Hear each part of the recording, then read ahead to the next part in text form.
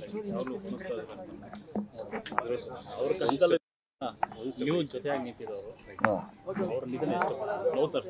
ಇಲ್ಲ, ಹರೀಶ್ ಅಣ್ಣ ನನಗೆ ಹಿಂಗೆ ಪರಿಚಯ ಅಂತ ನಿಮ್ಗೆಲ್ರಿಗೂ ಹೇಳಿದ್ದೀನಿ. ನಮ್ಮ ಅಣ್ಣನ ಸ್ನೇಹಿತರು, ನಮ್ಮ ಅಣ್ಣನ ಫ್ರೆಂಡು. ಅಣ್ಣ ತುಂಬ ಸ್ಟ್ರಾಂಗು, ಕೊನೆವರೆಗೂ ಫೈಟ್ ಮಾಡಿದ್ರು. ವಿಲ್ ಪವರ್ ತುಂಬ ಚೆನ್ನಾಗಿತ್ತು.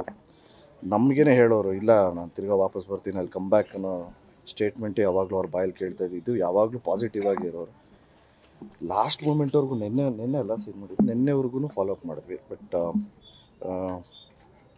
ಏನು ಹೇಳ್ತಾರಲ್ಲ, ಹಣೆ ಬರೋಕ್ಕೆ ಹೊಣೆ ಯಾರು ಅಂತ. ಸೊ ವಿಧಿ ಆಟ ಅಷ್ಟೇ ಇದ್ದಿತ್ತು.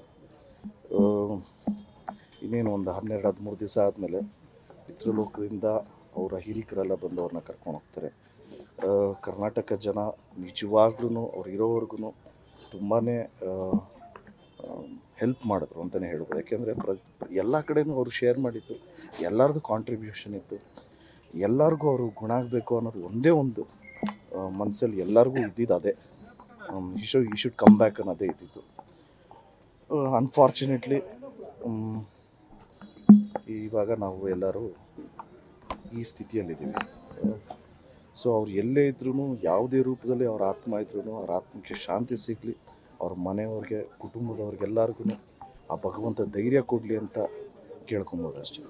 ಅವರ ಜೀವನದ ಹೋರಾಟದಲ್ಲಿ ನಾವು ಜೊತೆಯಾಗಿ ನಿಂತಿದ್ದು ಕಷ್ಟ ಸಂದರ್ಭದಲ್ಲಿ ಅಲ್ಲ, ಜೊತೆಯಾಗಿ ನಿಂತಿದ್ದು ಅಂತ ಹೇಳಿದ್ರೆ ತಪ್ಪಾಗುತ್ತೆ. ನಾವು ಜೊತೆಯಾಗಿ ನಿಂತಿದ್ದು ಅನ್ನೋದಕ್ಕಿಂತ ಇಡೀ ಎಂಟೈರ್ ಕರ್ನಾಟಕ ಜೊತೆಯಾಗಿ ನಿಂತಿತ್ತು.